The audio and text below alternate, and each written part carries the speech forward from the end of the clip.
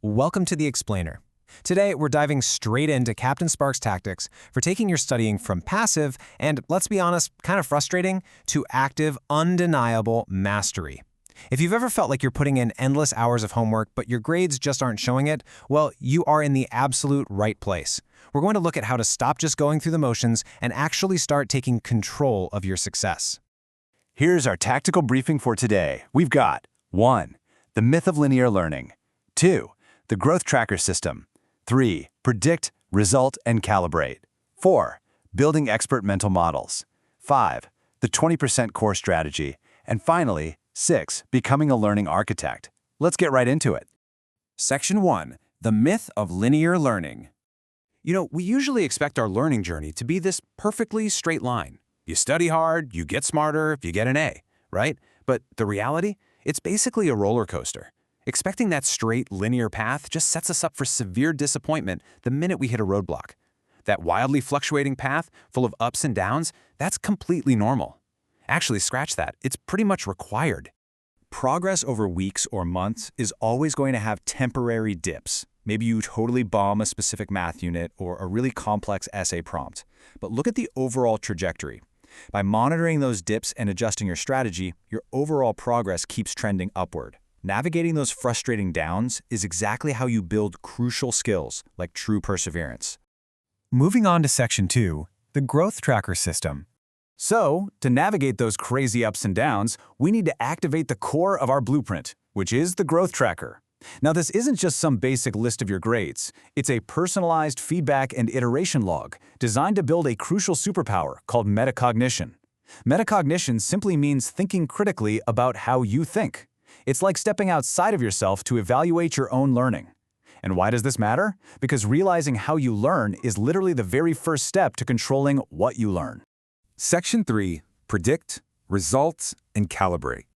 The growth tracker actually relies on a really simple 3-step loop. It formalizes your feedback and turns mistakes, which, let's face it, usually just make us want to quit, into deliberate learning opportunities. The steps are prediction, result, and calibration. Let's break this down using a concrete example, like prepping for a brutal high school biology test. Okay, so step 1 is the prediction. Before a major test or essay, you write down exactly what you expect will happen. For example, I predict I'll score an 85% on the biology test, but I anticipate losing points on the genetics section. What is so powerful here is that you are proactively hunting for your weak spots before the test even begins. You're shining a light into the dark, Then comes step 2, the result. After you get your graded work back, you record the actual outcome and face reality. I scored 78%, and indeed, the genetics section was my weakest. There's no hiding from the numbers here. It's just an objective look at where your prediction matched reality and where it fell a bit short. Step 3, and I really want to slow down here for a second because this is where the true learning happens, is calibration. Why was your model wrong and how do you fix it? A great calibration looks like this. Next time, I will dedicate 3 spaced practice sessions to genetics. Notice how insanely specific that is. It's not just some vague, I'll study harder next time.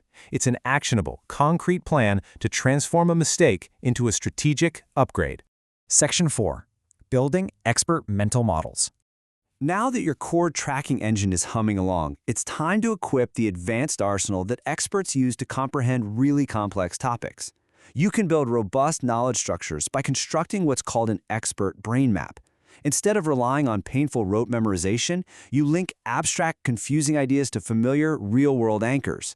You form interdisciplinary connections. You visualize inheritance patterns and biology rather than just staring blankly at a textbook page about them.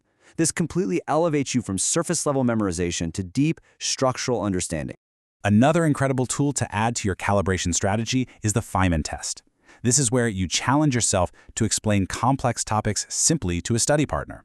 If you stumble or if you find yourself having to hide behind confusing jargon, you have instantly pinpointed exactly where the gaps in your understanding are.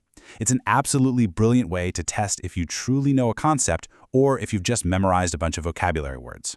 Section 5. The 20% core strategy. This brings up a really practical question. How do you manage the sheer, overwhelming volume of information across all your different subjects? Well, the 20% core approach brilliantly illustrates that you don't actually need to learn every single detail with equal weight. If you prioritize identifying the vital 20%, the fundamental, foundational principles of a subject, they will magically provide the vast bulk of your overall understanding. Learn the core rules of the game first, and the tiny details will naturally just slide into place. Section 6. Becoming a learning architect. When you bring all these tools together, the growth tracker, the brain maps, the 20% core, the Feynman test, you completely evolve. You stop being a passive student and become the absolute architect of your own education. Whether you're just trying to close some learning gaps without getting super discouraged, or you're pushing for mastery in highly complex domains, these psychosocial skills put you in the driver's seat. You start naturally fine-tuning your approaches and developing incredibly high personal standards. It all comes back to this crucial point from Captain Spark. Deliberate practice with feedback is critical for mastery. True success isn't about just getting lucky with a good grade on a Tuesday. Mastery is never an accident. It requires actively acting on formal feedback, facing your results objectively, and adjusting to build confidence and hit your new goals. That's how you take total control over your academic trajectory. See, your mission as a master tracker is totally set. We've handed you the blueprint, but, a blueprint only works if you actually build with it.